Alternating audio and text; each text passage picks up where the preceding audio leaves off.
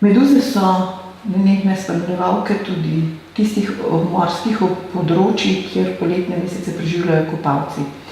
Ker slabše ozaveščeni poznavalci teh morskih bitij manj vemo o njih, razen morda tega, da jih povezujemo z onesnaženostjo, je toliko bolj zanimivo raziskovanje meduz, kar bo predmet, in pa je tudi že, predmet intenzivnejšega raziskovanja v prihodnjih letih na Morski biološki postaji. Na razpisu za sredstva ste bili uspešni na 2 projektih. Prvi projekt sodi v evropski projekt Horizon 2020, drugi projekt pa bo financiralo Ministrstvo za izobraževanje, znanost in šport. No in v prvem projektu ste predvsem vi, doktorica Katja Klun, udeleženi v drugem projektu tega ministrstva resornega, pa vi, doktorica Tjaša Kogovšek. S kakšnim namenom ste se prijavili na ta evropski razpis Horizon 2020, doktorica Klun? Ja, tako, zdaj čisto iskreno, tukaj imamo dolgoletno že potek raziskav na Morski biološki postaji, povezano z ekologijo meduz, ker je bila vključena dr. Tjaša Kogovšek, že dolgo leta je doktorat delala na tem in kasneje tudi sama povedala, postdoc na Japonskem. Naše raziskave... Imate tradicijo nekak raziskovanja? Kako?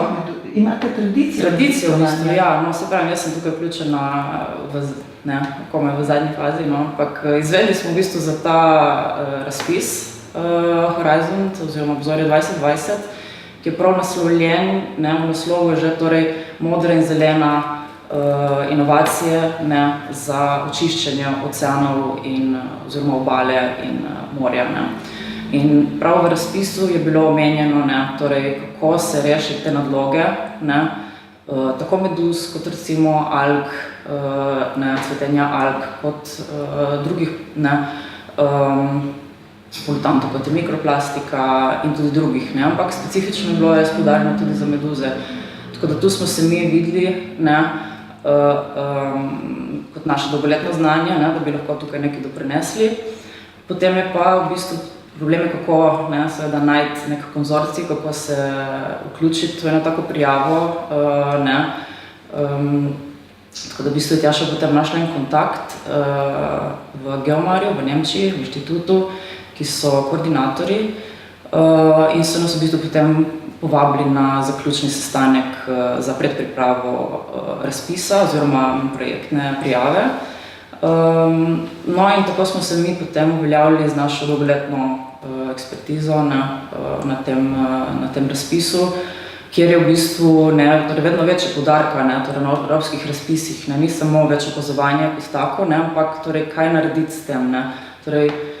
Vedno bolj išče Evropa, kako uporabiti neko škodljivo, neko polucijo.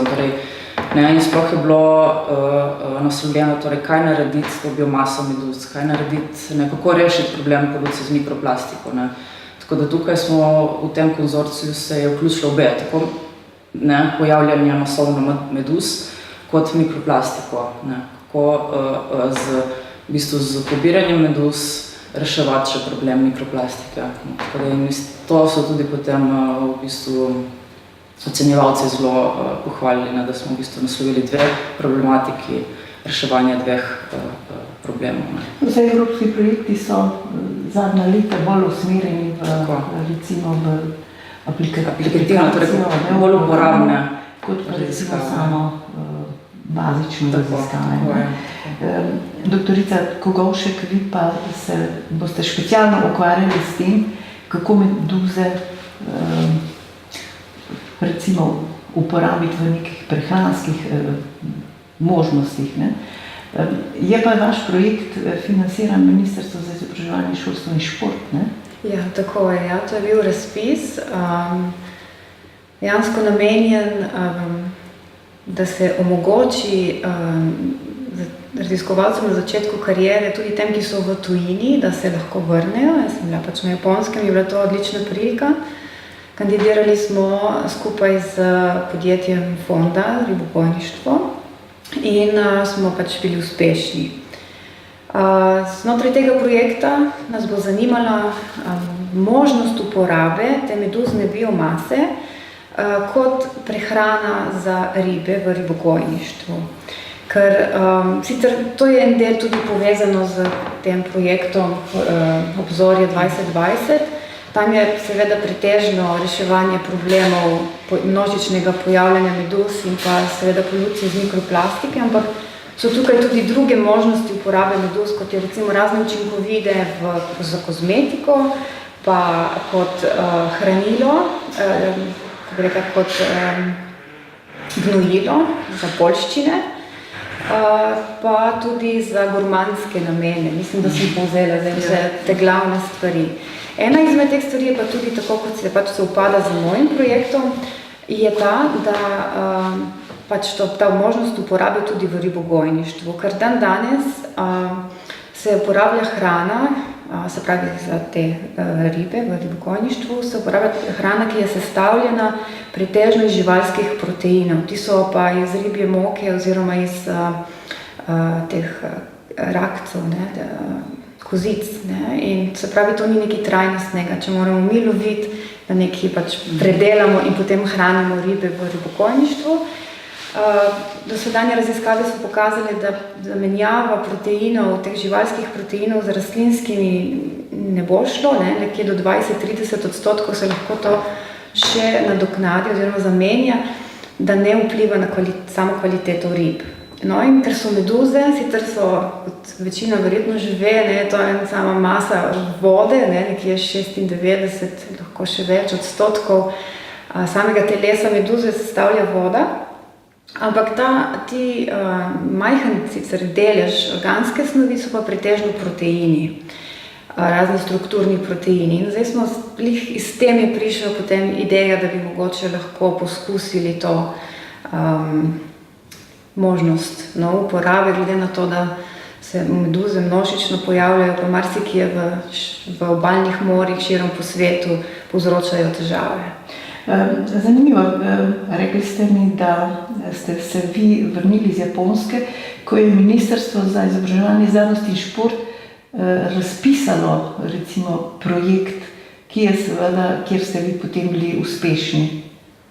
Ja, to je bilo res, se mi je res zelo dobro poklopilo vse, ker sem tam zaključila recimo konec maja, pa tukaj začela že začetek junija, tako da je bilo vse tako zelo mi je pisano na kožo. Zitter tam sem opravljala bolj temeljne znanosti. Pa ravno tako na meduzah. Ravno tako na meduzah, ja. Tam smo se specializirali pretežno na eno vrsto, ki ravno tako povzroča preglavice, pretežno ribištvu, ker polni mreže, pa umaže ribiško opremo, ki je potem potrebno čistiti, pa kvaliteta rib potem je tudi slabša, ker se poškodujejo v mrežah, pa tudi nenazadnje tudi ribičem škoduje, ker jih opečejo. Tako da smo se potem osredotočili na to, zgolj na ekologijo te vrste, ki je ne glede na to, da je tako množična, zelo slabo pač poznana. In ko smo to zaključili, se pa potem pojavil ta razpis, to so namenska sredstva iz te evropske kohezijske politike in seveda te slovenske pametne specializacije, tako da smo se potem mogla nekako preusmeriti v malo bolj, kako bi rekla, aplikativno in znanost. Ampak še vedno s tem dolgoletnimi raziskavami, ki so se začeli že v 80-ih letih z profesor Dr. Lenko Malej, je dolgo leta raziskovala in je tudi bila v samem svetovnem vrhu na tem področju. Tako da sem imela to srečo, da sem se učila najboljših. Katere meduze se pa pri nas, recimo v tem slovenskem obalnem prostoru, najpogosteje pojavljajo? Ali pa mogoče morda tudi širše, če vzamemo recimo še to tržaško območje? Aha, sicer se po Mediteranu se... Ali za cel Mediteran bi rekli? To je zelo težko, ker v angleščini uporabljamo izraz jellyfish in znotraj te skupine se potem v to skupino uvrščamo organizmi, ki so planktonski želatinoznim telesom, ki pa niso dejansko tesno povezane, niso tako sorodne. Tukaj so recimo rebrače, pa so potem ožigalkarji, se pravi meduze, tako kot jih mi poznamo, so te klobučnjaške meduze, ki so nekoliko večje, bolj rigidne, tudi bolj pisane. Potem so tukaj trdoživljaške meduze tudi, pa salpe, tako da je kar ena taka skupina, ki so zelo nesorodne skupine skupaj. Ne? Zdaj, pri nas, kakor se v tem projektu, se bolj osredotočamo na te klobučnjaške večje meduze, ki so potem tudi kot biomasa nekoliko večje, ne? In so potem mogoče bolj gospodarsko zanimive v tem kontekstu našem. A se jih vedno povezujemo z onesnaženjem morja? Pojav recimo meduz, ne? Ker ne gre zdaj za konstantno populacijo, ampak se občasno gosti, ne? Ja, bolj je problem verjetno, ko so masovno pojavljane, to je za turizem, ni škodljivo, seveda, potem kopalci, turisti se ne radi kopajo, tako da odvisno je tudi od številčnosti, kako mi to povezujemo, če vidimo eno tu pa tam, je tako, wow, lepa je, se poslika, pa, če pa je bolj številčno, pa lahko naredijo večji problem, to pa je res potem neka nadloga, res prisotna. Ampak dejansko s kvaliteto same morske vode pa se to ne povezuje, ni nobene povezave, da bi rekli, zdaj pa se ne smemo, kot da so meduze, se ne smemo kopati, ker so, neki polutanti ali kaj takega. Je bilo pa zanimivo, da so mogoče pred stoletjem ali dvemi so pa povezovali meduze s tem, ko se reče mare šporko, to sluzenje morja, ne? So nekako povezali, da iz teh sluzi potem nekako so opazovali v istem obdobju potem meduze in so to nekako povezali, ampak danes vemo, da to nista dva pojava, ki nista povezana med sabo. Kakšni pa so razlogi za povečano pojavnost? Ker vemo, da nenehno jih ni, ne? Se pa tu pa tam seveda pride do koncentracije. Zato je pa predvsem, ne vem, koliko vam je poznana sama ta narava meduz. Veste, oni imajo tako zelo zanimiv življenjski cikl. Če začnemo pri majhnih polipih, to so 2 mm veliki polipi, ki so pritrjeni, takole z glavo navzdol, če lahko rečem tako,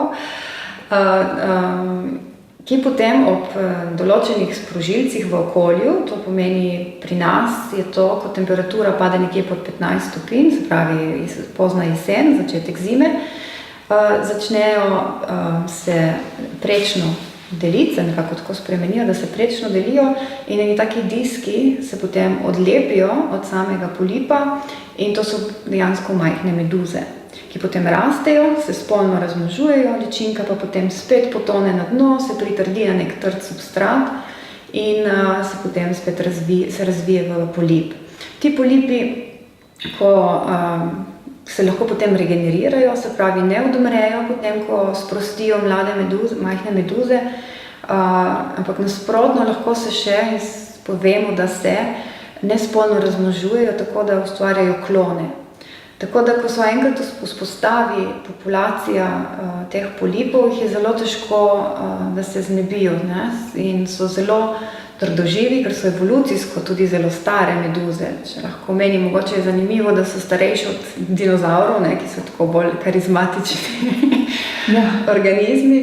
Ker meduze, take kot jih poznamo danes, so jih našli v kamninah, ki so starejše, tam nekje 500 milijonov let, 500 in nekaj drugih milijonov let, recimo, da jih poznamo v taki obliki, kot so danes. Ne. Torej, so evolucijsko zelo prilagodljive, če vemo, da se je okolje v vseh teh milijonih let zelo spreminjane, so one zelo trdožive.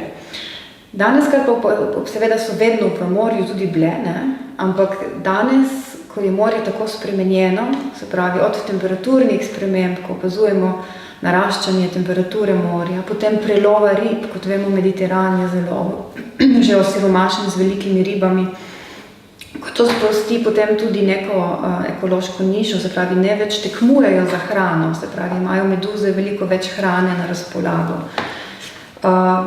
Potem ne poznamo sicer, kateri so njihovi naravni sovražniki. Pred kratkim je bilo mišljeno, da sploh niso interesantne za druge organizme. Danes poznamo malo več, da vemo tudi, da so neke ribe, s katerimi se prehranjujejo z meduzami, pa želve seveda. Tako da je veliko faktorjev in te meduze so tako, kot bi rekla, plastične v tem okolju, da jim seveda bolj ustreza kot mogoče kakšni ribi, te pelaške ribe, ki so nekje na istem, kot bi rekla, podobnem trofičnem nivoju, se prehranjujejo nekje z isto hrano, nekje v istem okolju živijo. Se pravi, so meduze veliko bolj prilagodljive in so lahko bolj uspešne. Zdaj, prav zakaj? To je tako kompleksno že zaradi tega, ker vsak nivo v tem življenjskem ciklu je treba obravnavati drugače. Se pravi, je treba sestaviti veliko teh mozaik, veliko koščkov v tem, da bi poznali celotno sliko. In to pač nekaj se že pozna, nekaj je pa še, mislim, še veliko je pa ostalo vprašanj. Ali lahko postanejo recimo problematične za človeka? Ne govorimo o nevarnosti, ampak problematični. Vi ste omenili, da na Japonskem recimo z mrežami ribiškimi, ampak recimo v našem okolju, v tem Slovenskem morju, kadar je pojavnost izjemno velika? Tudi, raziskave so tudi za severni Jadran, so ugotovili, da so ekonomsko povzročili težave ribolovu, ravno iz podobnih razlogov, ker so zapolnile mreže, se pravi, so ribiči nalovili meduze namesto rib, se pravi, tlele škoda, čiščenje, uničenje ribiške opreme, pa potem tudi to, da se morajo izogibati območju, kjer so meduze, se pravi, še dodatni stroški. Potem, recimo na obali Izraela, sicer ni Jadran, so ugotovili, da ta invazivna in toksična ropilema, nomadika, to je spet ena pobušljaška meduza, zelo velika, ki se zelo množično pojavlja recimo v obali samega Izraela, so potem študije pokazale, da škodijo dejansko turizmu, ker se pa turisti se ne zadržujejo več ob obali, ampak raje grejo kam drugam med počitnicami in je tako potem upad dohodkov na tem območju iz turizma. Potem drugod po svetu, ker to ni samo problem Mediterana, ampak je to, kot sem že prej omenila, veliko obalnih področij po svetu, so potem tudi določene industrijski obrati, ki uporabljajo morsko vodo za hlajenje. Potem se tukaj filtri zapolnijo z meduzami in morajo ustaviti celotno proizvodnjo, celoten sistem, da se to sčistijo. Potem so tudi ob obali Izraela, seveda so te obrati za desalinizacijo morske vode. Se pravi, to so res ogromne ekonomske škode na različnih področjih in seveda ne nazadnje tudi lahko nekatere vrste so lahko opečejo ljudi, tako da so tudi z tega vidika lahko človeku bolj nevarne, še posebej, če smo bolj občutljivi. Doktorica Klun, pogledajte, prej ste omenili v začetku, smo rekli, da bo vaš tip raziskave tega obzorja 2020, ker je del večjega konzorcija, bolj aplikativno, se pravi uporabno naravnan. Zdaj, katere vidike utegnete vi recimo bolj raziskovati, glede izkoristka ali pa recimo tega raziskovanja uporabnosti recimo teh meduz? Za biologijo je eden od 15 partnerjev v konzorciju, torej vključene je veliko držav iz Evrope, torej Norveška, Nemčija, Portugalska, Italija, Slovenija in Izrael. To so zdaj obmorske države, ne? Tako, vse obmorske, tako da v bistvu mi bomo imeli 3 področja, ki bomo raziskovali v tem projektu, torej pojavljanje teh meduz in kako uporabiti to biomaso za različne namene. Torej bo Baltiško morje, severni Jadran in pa jugovzhodni Jadran, torej tam bolj v obali Izraela. Torej te 3 lokacije bomo v bistvu preučevali. Tako da, in v bistvu, tako kot je že prej Tjaša omenjala, v bistvu je zelo široko zastavljen projekt, torej različne uporabe teh biomas, torej od uporabe torej za gnojila, za poljščine, do uporabe torej v ribogojništvu, torej kot dodatek hrane v ribogojništvu, tudi za recimo hrano za ljudi, torej za gurmanske namene, za kozmetične namene, torej recimo za izdelavo kremic, torej izoliranje v bistvu kolagena, izdelave kremic proti staranju. In seveda, v bistvu glavni, prosim. Eventualno v medicini, ste tudi omenili. Tudi. In seveda, glavni nek del bo tudi seveda, kako v bistvu ta sluz, ki ga producirajo meduze, kako veže in v kakšni količini v bistvu to mikroplastiko v čistilnih napravah. Tako da mi v bistvu bomo naša vloga bo predvsem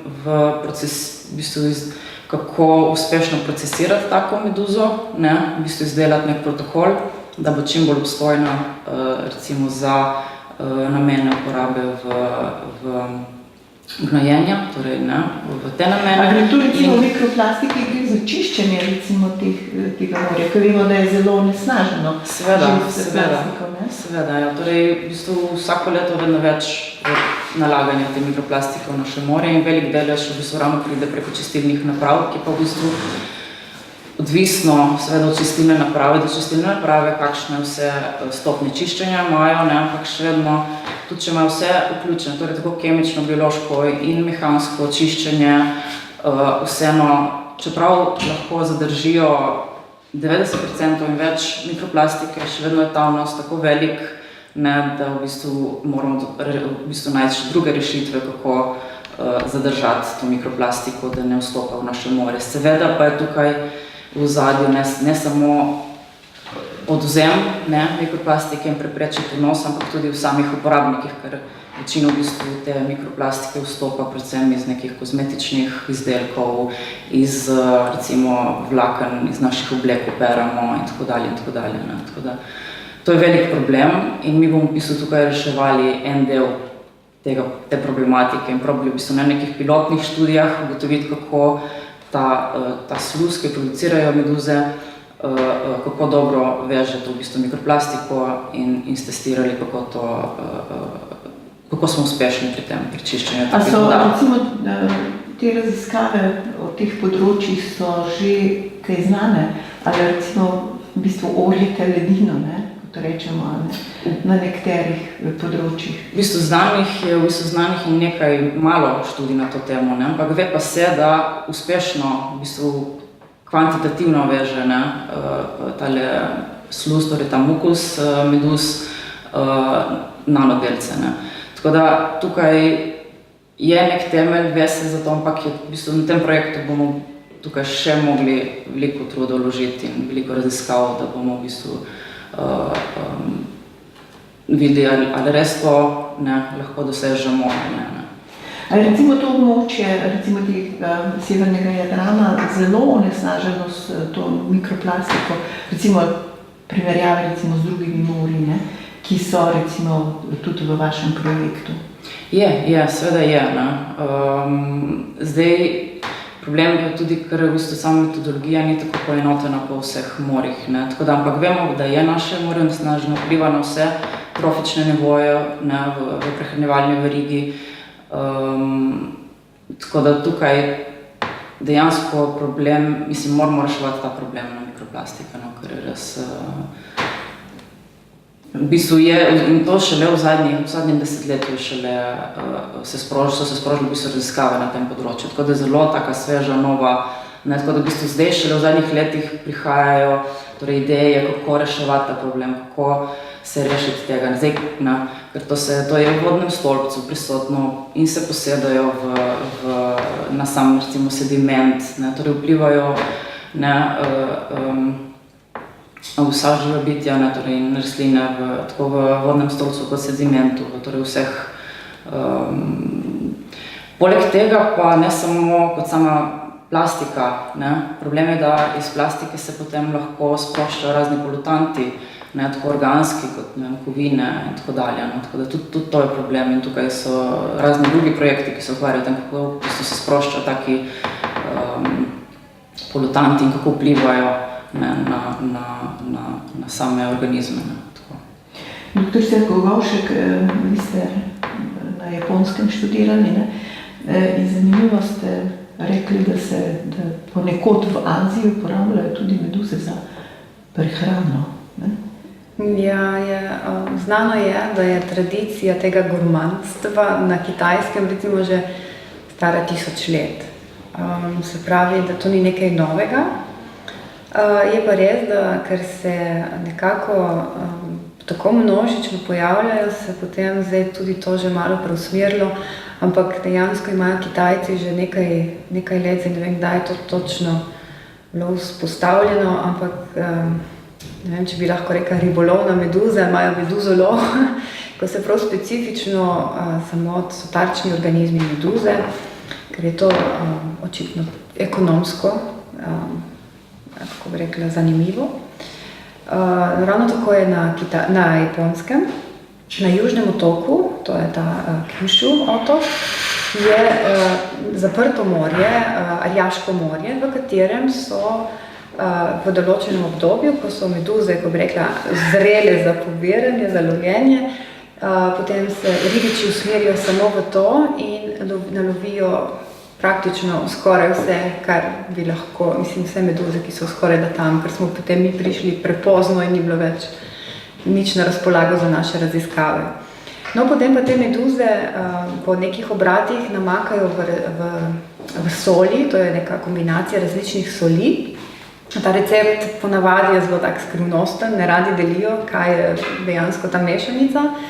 In to namakajo, da pride kot tako usnjato zgleda, ne, da se sprosti nekaj vode, se to skoncentrira in večino teh proizvodov potem pošljajo na Kitajsko, ker je pač cena ne dovolj visoka in pravi so zelo zanimive. Potem pa so v zadnjih letih se pa ta ribolov, kjer so te tarčni organizmi meduze, se zdaj širi po svetu, tudi nekje mislim, da so v Mehiškem zalivu že nekaj začeli na to temo, pa tudi v Maleziji, tako da to zdaj je na porastu. Tako da je postalo vedno bolj tudi to. Ampak to gre namreč za posebno vrsto meduz, ne? Niso vse meduze, ko bi rekla, primerne za to. To so pretežno te, recimo pri nas, no, mogoče to lahko meni ta morski klobuk, ne vem, če vam je to znano, kako zgleda, je dokaj velik, nekje do 15 kg, lahko rečem, vreča vode. In je tak belkast z vijoličnim robom klobuka. Naj povem, da ne opeče, da ni nevarno za kopalce in če bojo pozorni, nekje bolj na odprtem morju, pretežno, če gremo za plovilom ven, se lahko tu pa tam kakšno sreča. No, ta vrsta bi lahko bila tudi ta za prehrano, za gurmane. Ja. No, vaš del raziskave bo pa seveda usmerjen, kako recimo iz teh meduz delati prehrano za ribe. Tako, ja. Zdaj tukaj je pretežno pomembno, da poznamo samo sestavo meduze, kakšna je specifična biokemična sestava. Tukaj se bom zelo lepo dopolnila z zahtevami projekta tega obzorja 2020. Tako da bom seveda nekje razdelila moj delo to, da bom poskusila ovrednotiti, kakšna je sama sestava te biomase, da vidimo, kako in v kakšni meri lahko nadomestimo te proteine v že obstoječi tradicionalni hrani, ki se uporablja. To seveda v sodelovanju s podjetjem Fonda. Potem bi pa tudi rada opravila različne prav eksperimentalno delo, da bi videla, kako potem tudi same ribje mladice bi to hrano lahko zaužile. A je že recimo bila kakšna raziskava te vrste narejena, da se recimo lahko zgledujete po njej, da je uspešno recimo ta ekstrakt ali pa recimo predelava meduz za ribjo prehrano? Kolikor je meni znano, kar sem literature do zdaj malo pregledala, neke pilotne raziskave so, predvsem v Aziji, Ni pa to še, da bi rekli, da je to neka metoda že uveljavljena.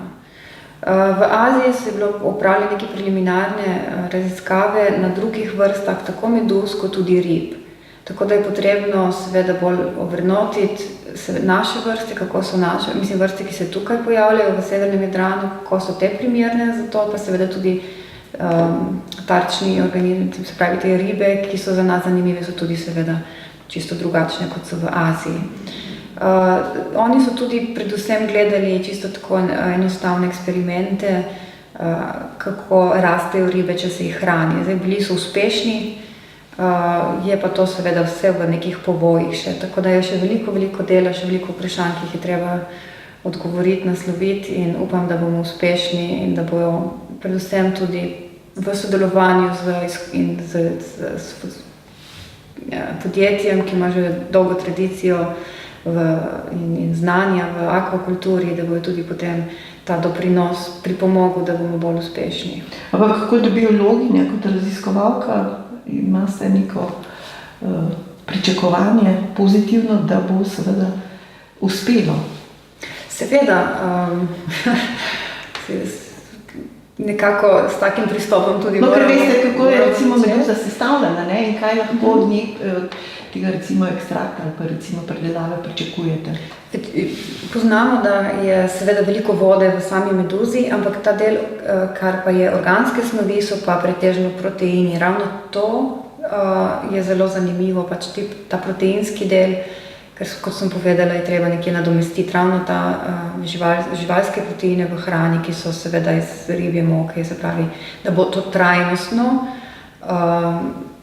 v smislu, da se zelo dobro potem usklada tudi s samo politiko, s pametne specializacije, ki jo je začrtala država. Tukaj smo se potem tudi umestili mi.